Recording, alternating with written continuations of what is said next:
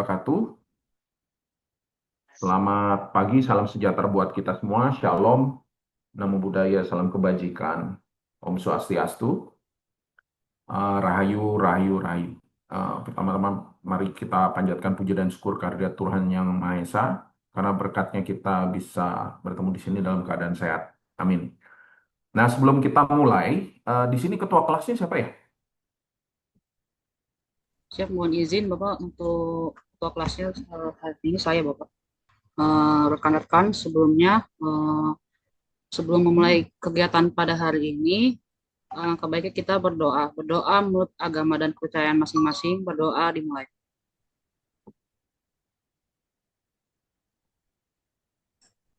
Berdoa selesai.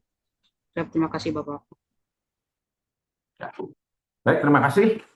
Kita langsung ke materinya. Hari ini kita akan membahas tentang sedikit eh, perspektif ya dari risiko. Ya, kita membahas sesuatu yang singkat saja gitu tentang berbagai pengelolaan risiko dalam mengelola teknologi di khususnya di industri pertahanan. Ya, saya IB Putra Yandana, doktor dan insinyur dari Fakultas Teknik dan Teknologi Pertahanan dari Universitas Pertahanan Republik Indonesia. Sedikit pengenalan tentang saya, mengambil gelar sampai doktor di Teknik Industri, dan sebelumnya saya pernah di Politeknik Mekanik Swiss ITB, sekarang Politeknik Manufaktur, dan sebagai kualifikasi secara profesi, selain sebagai insinyur profesi, saya juga adalah seorang instruktur penerbang dengan license komersil, multi engine, dan baru-baru ini saya dapat untuk amphibious plane atau pesawat amfibi. Nah, di bidang keuangan, saya juga punya kualifikasi sebagai risiko di perbankan, sebagai eh, manajer dan komisaris di suatu perbankan nasional dan perbankan internasional. Eh, saya juga kembali ke penerbangan. Saya juga selain sebagai instruktur penerbang, saya juga eh, disertifikasi sebagai keselamatan Civil Aviation Safety Officer, jadi keselamatan penerbangan sipil. Ya, penelitian saya di bidang pengelolaan risiko, spesifik dalam pengukuran risiko, pengukuran kinerja yang dinamik, dan juga spesifiknya namanya ketahanan, pengukuran ketahanan. Dan saya sudah memiliki intellectual property right atau hak kekayaan intelektual di bidang pengukuran ketahanan. Hari ini kita akan membahas, seperti tadi, kita akan membahas berbagai pengelolaan risiko dalam kaitannya dengan pengelolaan teknologi di industri pertahanan. Objektif dari kursus ini atau mata kuliah ini adalah uh, secara singkat akan membahas tentang teknologi manajemen dan kaitannya dengan risiko manajemen, implementasi pengelolaan risiko, dan juga mendiskusikan tentang pengelolaan teknologi dalam konteksnya sebagai bagian dari sistem, ya. Jadi kita melihatnya sebagai sistem yang memiliki risiko, ya, memiliki proses dan risiko, dan yang terakhir adalah memperkenalkan, ini hanya sifatnya memperkenalkan, ada namanya FMEA, jadi namanya Failure Mode Effect Analysis, yang biasanya itu banyak, pertama kali saya mengenalnya itu ada di dunia manufaktur dalam konteks pengelolaan kualitas, ya, quality management. Dan saya rasa pola pikir atau spirit atau filosofi dari FMEA ini bisa diterapkan dalam pengelolaan risiko. Ya, sebenarnya misalnya kayak dalam suatu proses manufaktur, eh, kegagalan dalam produksi, ya misalnya produknya rusak atau tidak masuk spek, itu bagian dari risiko. Ya, jadi kita bagaimana mengelola eh, proses demikian rupa. Nah, untuk menuju ke arah itu. Ya, kita akan membahas outline-nya. Ya, nomor satu bahwa overview tentang kita menyamakan persepsi yang namanya teknologi itu apa di jargon-jargon dalam bidang teknologi. Nah, yang berikutnya adalah implementasi teknologi ya dalam konteks bahwa teknologi itu merupakan bagian dari uh, enabler atau yang memungkinkan proses ya untuk menciptakan nilai. Dan itu nggak mesti yang harus kompleks ya, tapi yang sederhana pun nih, sifatnya pengetahuan pun itu sudah dianggap sebagai teknologi.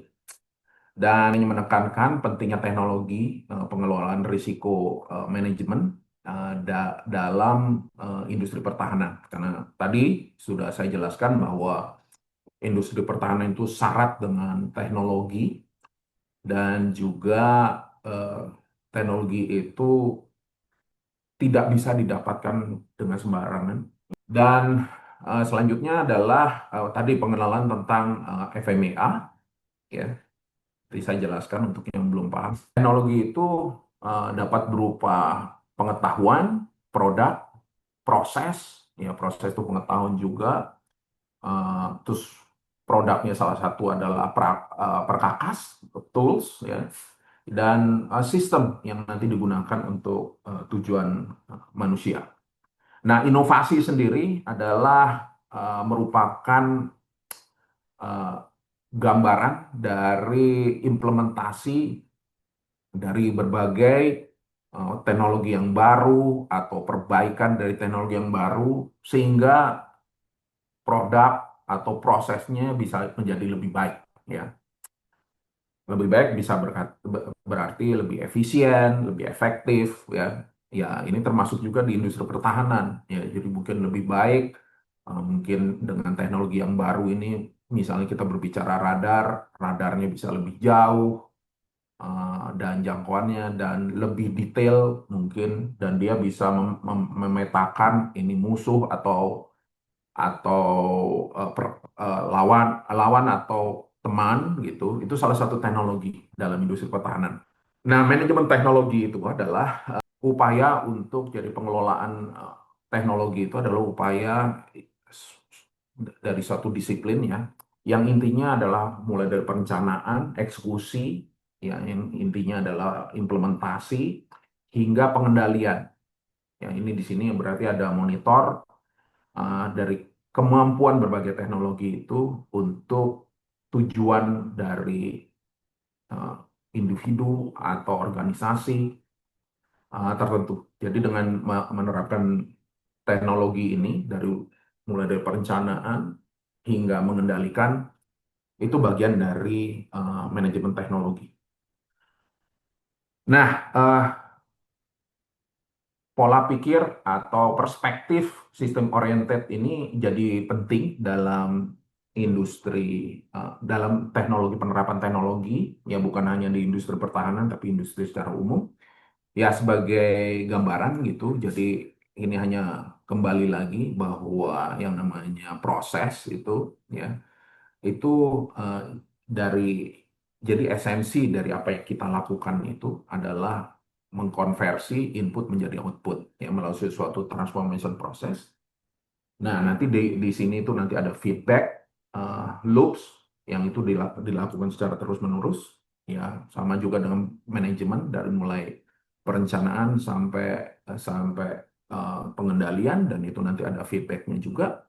Nah, tapi dalam suatu proses itu inputnya misalnya gitu ya biasanya kalau inputnya industri manufaktur atau industri jasa itu adalah human atau manusia, tenaga manusia dan berbagai ya ada alat ya ada eh, material ya material keuangan terus udah gitu energi informasi ya untuk nanti dikonversikan dalam bentuk layanan atau produk ya.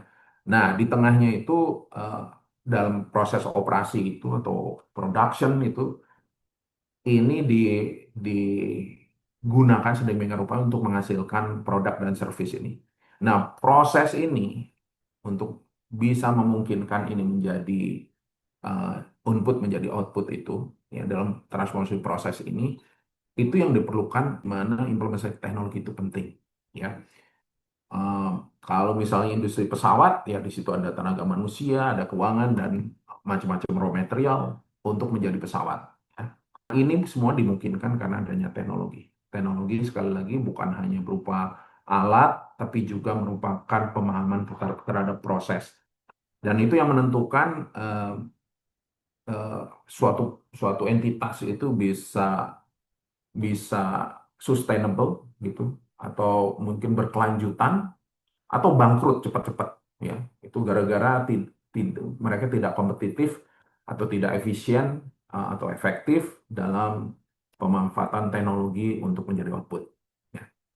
Nah, sebelah kanan itu adalah pengelolaan teknologi dalam konteks suatu entitas, ya, suatu entitas. eh, Biasanya itu ada, kalau misalnya kita bicara defense, ini misalnya kita bicara industri pertahanan, eh, ini semua ada di situ. Ya, kita ambil yang pasti engineering karena kita nggak jauh-jauh dari teknologi dan sistem engineering. Terus ada pasti ada produksi. Nah, socio-technical system design itu berkaitan dengan misalnya ini, desain dari misalnya kita bicara pesawat tempur. Pesawat tempur itu harus nyaman, ya.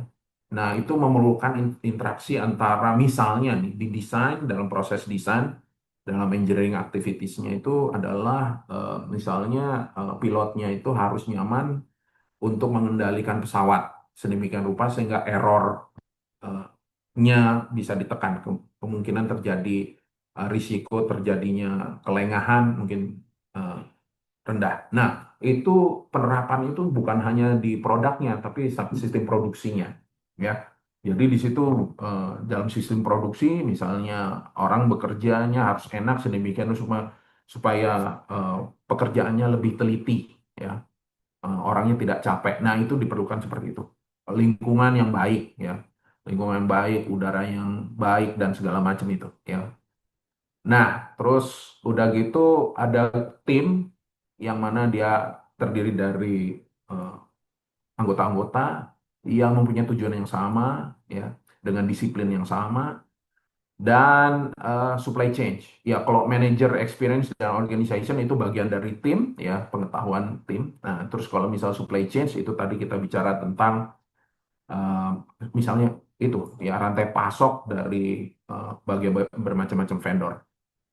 Nah, di situ ada tim marketingnya, ada tim keuangannya, karena biasanya spesifik untuk industri pertahanan itu barang-barangnya mahal, berarti pembeliannya pun biasanya ada skema-skema keuangan tertentu. Nah, terus berkaitan dengan ini semua, ya. Nah, itu ada namanya manajemen science, ya. Manajemen science jadi bagaimana kita mengelola misalnya project management gitu, ya.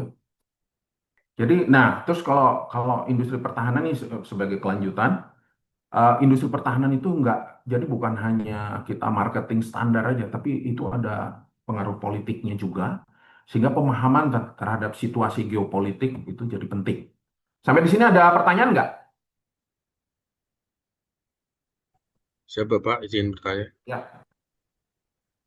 Mungkin sedikit bertanya tentang eh, eh, bagaimana mungkin Bapak cara implementasi manajemen teknologi khususnya di industri pertahanan dan bentuk kesulitannya itu seperti apa Bapak? Mungkin dari dalam, mungkin seperti apakah kebijakan dan undang-undang yang perlu mendukung atau juga mungkin dari luar seperti ancaman dari mungkin ada ketentuan geopolitik atau beberapa peraturan internasional yang sehingga mungkin bisa menghambat implementasi manajemen teknologi di industri pertahanan itu sendiri Bapak. Terima kasih. ya, ya. Terima kasih, ini pertanyaan bagus. Tapi ini merupakan summary dari sebelumnya, bagian dari summary. Jadi untuk proses atau program implementasi teknologi khususnya di industri pertahanan, berarti tadi itu untuk suksesnya itu yang utama adalah objektif. Jadi suatu negara harus punya objektif bahwa teknologi ini sangat diperlukan. Sangat diperlukan bukan hanya 5 tahun pada saat kepemerintahan tertentu, tapi ini secara nasional bahwa ini perlu dilakukan, ya. Jadi dan itu harus ditindaklanjuti mungkin dalam situasi demokrasi sekarang itu eh, pemerintah sekarang ada kemungkinan pemerintah yang akan datang berbeda gitu. Nah, kalau misalnya itu udah statusnya program nasional itu harus diikutin ya. Walaupun dari apa partai yang berbeda. Jadi kalau misalnya udah program nasional itu harus diikutin. Karena untuk membuat suatu industri pertahanan itu sulitnya setengah mati ya. Nah, dengan adanya kestabilan konsistensi dari kebijakan politik ini nanti turunannya banyak ya. Jadi misalnya penganggarannya sudah konsisten paling enggak. Terus kebijakan untuk rekrut orang-orang yang masuk dalam tim pembangunan industri pertahanan sudah solid. Berarti dia sudah secara skill sudah mumpuni dari teknologi, hukum, keuangan dan segala macam ya di situ. Ya, kalau misalnya turunan dari kebijakan seperti itu. Nah, terus dari tim itu memerlukan waktu nantinya untuk bisa bekerja sama, untuk bisa menghasilkan produk tertentu. Nah, itu internalnya itu seperti itu. Jadi gambaran sederhana dari domestiknya itu kondisi domestiknya paling tidak harus seperti itu. Jadi objektif sampai pelaksanaannya. Nah, itu akan jadi apa? Jadi mudah kalau misalnya kalau di pertahanan tuh biasanya negara-negara yang punya pandangan bahwa saya harus mempertahankan diri, ya harus mempertahankan nasional saya gitu. Nah, itu secara domestik. Jadi spiritnya itu seperti itu. Nah, karena industri pertahanan seperti di Indonesia ini harus menggunakan teknologi-teknologi dari luar negeri karena kita nggak bisa memproduksi. Tadi seperti saya katakan, misalnya engine dari pesawat kita nggak bisa membuatnya gitu kan. Engine pesawatnya kita nggak bisa. Terus avionik di Amerika sampai sekarang ini bisa seperti ini atau di Rusia itu karena konsistensi dari kebijakan ya. Jadi dari pemerintahan apalagi waktu apa Amerika kan sudah mengalami terutama Perang Dunia Kedua ya. Perang Dunia Kedua itu benar-benar mempush Amerika itu untuk menguasai teknologi pertahanan karena dia pernah diserang Jepang dan dampak dari kemajuan teknologi di Jerman mereka tahu sekali sehingga mereka harus menguasai teknologi peperangan pada saat itu. Demikian juga dengan Rusia, demikian juga dengan Eropa. Kalau dilihat dari tahun 50 itu 60 bagaimana berkembangnya. Nah, China baru sekitar tahun setelah mengalami ini apa di, di, dikucilkan pada suatu saat itu. Ya, begitu komunis itu dikucilkan, mereka harus solid. Nah, mereka menumbuhkan industri pertahanan sendiri. Demikian juga dengan Jepang. Ya, Jepang sebelumnya sangat bergantung, sampai sekarang lebih banyak bergantung sama Amerika, tapi sekarang secara pribadi mereka sudah sebagian sudah menguasai. Jadi kembali lagi persepsi dari negara tertentu atau nasional tertentu untuk melihat eh, di luarnya itu sebagai ancaman. Nah, jadi ada domestik, ada itu, ada internasional. Nah, dan kalau internasional berarti ada hubungan politik luar negeri. Nah, politik luar negeri itu untuk negara-negara prinsipal yang sudah memulai teknologi, belum tentu dia willing untuk kerjasama dengan Indonesia. Gitu jawabannya. Jelas? Siap, Bapak. Artinya perlu ada objektif, lalu Hmm. ada komitmen dan juga konsistensi dari para pemangku kebijakan dan seluruh sistem. Baik. Terima kasih, Bapak. Ya, betul. Oke, kita lanjutkan ya. Sekarang kita dengan memahami tadi kesisteman, terus bagaimana teknologi di industri pertahanan, baik dari domestik, perspektif domestik maupun internasional. Nah, sekarang yang spesifik, bagaimana kita melindungi pemanfaatan teknologi ya. Salah satu tools yang saya sudah gunakan, tapi untuk industri manufaktur, waktu itu saya ada di bekerja di industri manufaktur komponen otomotif, adalah value mode effect analysis. Ya, tool ini sebenarnya digunakan untuk mentrace kemungkinan kegagalan dari suatu proses, yaitu proses itu bisa keseluruhan, bisa sub proses. Jadi pokoknya input output. Nah, itu nanti di trace bagaimana variasi yang terjadi. Nah, tugasnya dari seorang manajer melalui pemahaman terhadap failure mode FMEA ini adalah mengendalikan ujung-ujungnya gitu ya. Nah, secara definisi, jadi FMEA itu adalah merupakan pendekatan sistematik dalam melihat atau memahami potensi kegagalan melalui source-nya, jadi asal kegagalan dan dampaknya. Nah, jadi sekali lagi ini kata-kata pentingnya adalah identifikasi potensial eh, sistem kegagalan sistem. Jadi identifikasi risiko sistem dan bagaimana dampaknya ya. Dengan tujuan tadi itu tujuannya pasti kita udah set. Nah, tapi dari proses itu ada kegagalan ya, kegagalan kemungkinannya di mana, variasinya di mana dan dampaknya. Nah, kalau memahami ini semua gitu, kita bisa, bukan berarti kita 100% jaminan bahwa itu berhasil, kita hanya menekan kemungkinan kegagalan. Ya, kegagalan, terutama kegagalan yang konsisten, yang selalu berlanjut. Ya, dengan memahami ini, kita bisa tahu sumber yang jadi masalah itu apa, kita bisa mengendalikan sumber itu, sehingga proses itu lebih terkendali. Intinya seperti itu. Nah, eh, karena karena kita berbicara proses, variasi, gitu kan, dampak, terus udah gitu asalnya seperti apa, variabelnya apa, berarti itu memerlukan pemahaman dari siapapun yang akan mengawaki suatu proses tersebut. Jadi itu makanya diperlukan knowledge, ya knowledge. Jadi di sini rekan-rekan paling nggak sudah eh, tahu yang namanya FMEA itu apa gitu. Nah, nanti tinggal penerapannya, yaitu mungkin session lain.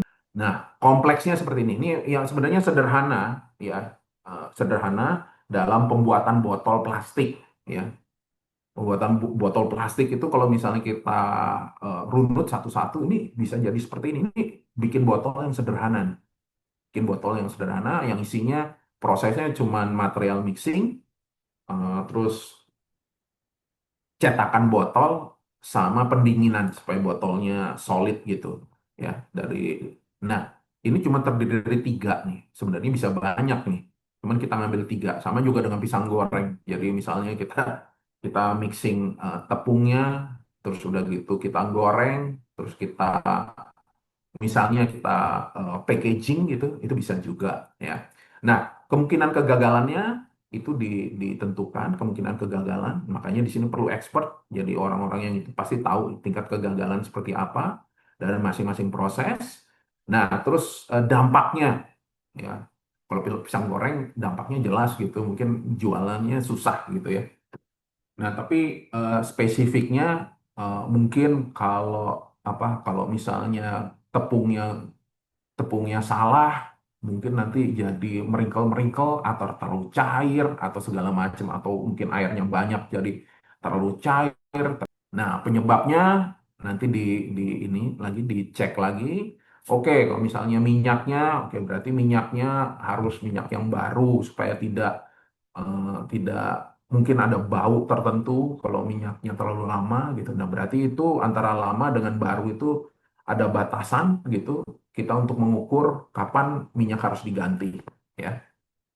Nah, pengendaliannya ya itu tadi jumlah, misalnya kita bicara pisang goreng berarti kita jumlah penggorengan gitu. Terus mungkin kalau eh, material masuk eh, air dengan tepung. Nah, tepungnya rasionya berapa?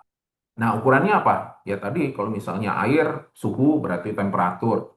Kalau grain size berarti tadi itu ada pengukurnya. Salah satunya toolnya adalah ayak, apa yang ayakan itu loh, untuk mencari apa bulir-bulir yang sesuai.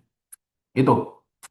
Nah, actionnya seperti apa? Actionnya salah satunya adalah mungkin karena ini orang-orang baru, berarti harus ada orang yang memantau dan dilatih mengoperasikan dan memantau tadi misalnya suhu dan segala macam persiapan dan segala macam. Nah, siapa yang bertanggung jawab? Nah, terus kapan dilakukan? Ini. Nah, terus dampak-dampaknya nih, ya. Ada dampak, ada seringnya, terus eh, kita mendeteksinya seperti apa, ya, dan seterusnya. Ya, itu tingkat severity itu berarti tingkat dampak. Nah, itu kalau misalnya kita mau mau presisi sekali itu dalam proses itu. Jadi ini hanya pisang goreng. Nah, bisa dibayangkan kalau misalnya ini industri mobil atau industri komputer atau industri pesawat tempur atau pesawat gitu, aerospace gitu. Ini banyak sekali itu. Dan itu bukan hanya dari industri yang utama, kontraktor utama, tapi di vendor, eh,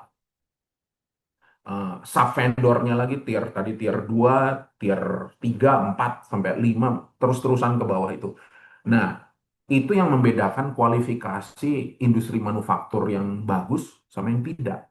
Yang pertama kali dilihat ini. Jadi kalau rekan-rekan nanti misalnya apa ada aspirasi membuka pabrik, kemampuan pabrik itu ditentukan kemampuan ini. Jadi misalnya nanti apa pembeli biasanya terutama Jepang, Korea itu datang yang pertama kali yang dilihat ini dulu gitu. Eh, jadi kemampuan kita berproduksi itu terrefleksikan di FMEA ini. Nah, diskusinya dalam pandangan Anda nih, relevansinya apa di dunia nyata? Nih kita diskusi aja. Ada pandangan nggak nih? Ini, ya, ini yang sederhana sekali. Ini mata pelajaran ini penting nggak? Dan coba dijelaskan nih, karena saya jelasin industri pertahanan, mungkin dalam dunia nyata di luar industri pertahanan kira-kira relevansinya apa? Ada yang bisa jawab? Saya Bapak izin menjawab. Ya, silakan. Em, Mungkin kalau dari saya mungkin melihatnya dari segi manajemen resiko, mungkin Mm-mm. relevansi apa yang bisa kita lihat secara langsung di kegiatan sehari-hari kita. Mungkin kita bisa ambil contoh ketika kita perjalanan, mungkin kita ingin melakukan perjalanan, misal dari rumah kami lalu ingin menuju kampus.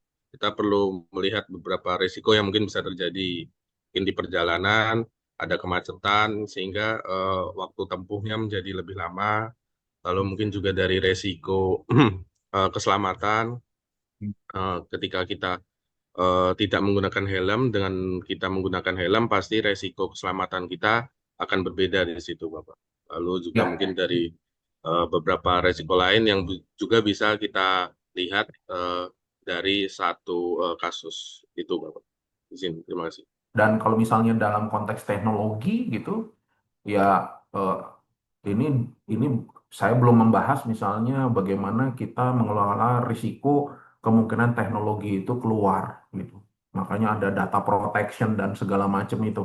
Ya kita belum membahas itu. Jadi ini baru yang sederhana sekali. Ada ada yang keberatan tentang itu, Mbak Syarifah, Mbak Isya, Eh, apa suara saya terdengar, Pak? bagaimana? Suara saya terdengar? Tes, tes. Dengar, dengar, dengar. Iya. Mungkin saya mau nambahin aja sih, Pak, kalau seberapa signifikannya dengan pemahaman manajemen risiko terhadap proses pengambilan keputusan di dalam kehidupan sehari-hari itu, misalkan contohnya sebelum memilih jurusan, kita itu menganalisis Hmm, dulu peluang karir, biaya, dan minat ya. pribadi. Kalau ingin membuka usaha kecil, kita juga mempertimbangkan modal, pesaing, lokasi, hingga potensi keuntungan dan kerugian. Lalu saat memutuskan untuk menabung atau investasi, ya kita juga menilai risiko kehilangan uang versus potensi keuntungannya, Bapak. Hmm.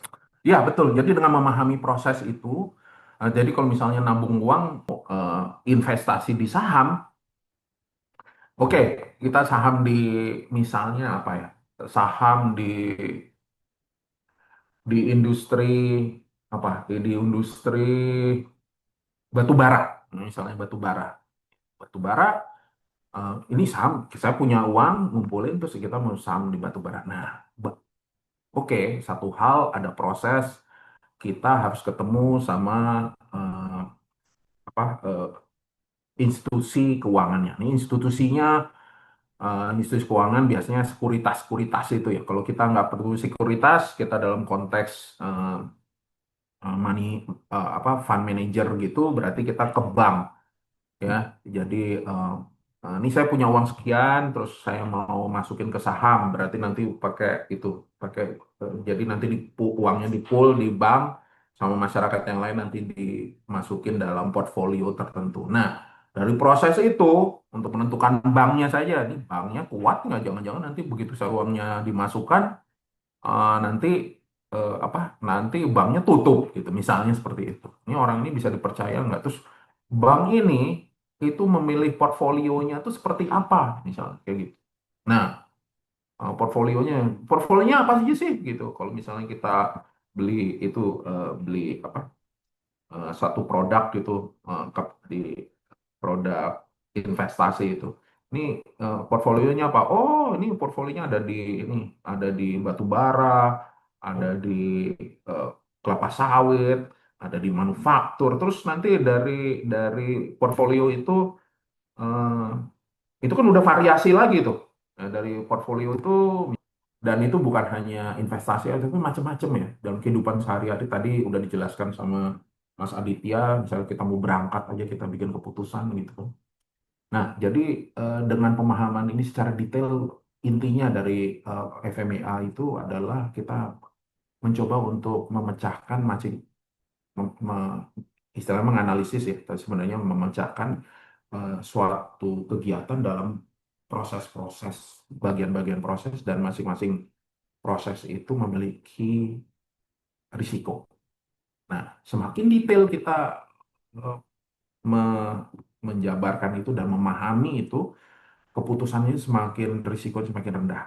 Sayangnya untuk sampai ke situ itu kita tuh harus ya satu antara kita harus mempunyai harus belajar banyak, mungkin dalam bagian-bagian tertentu itu memerlukan waktu pembelajaran, dalam rangka waktu pembelajaran itu harus dana keluar, ada upaya keluar dalam proses-proses itu.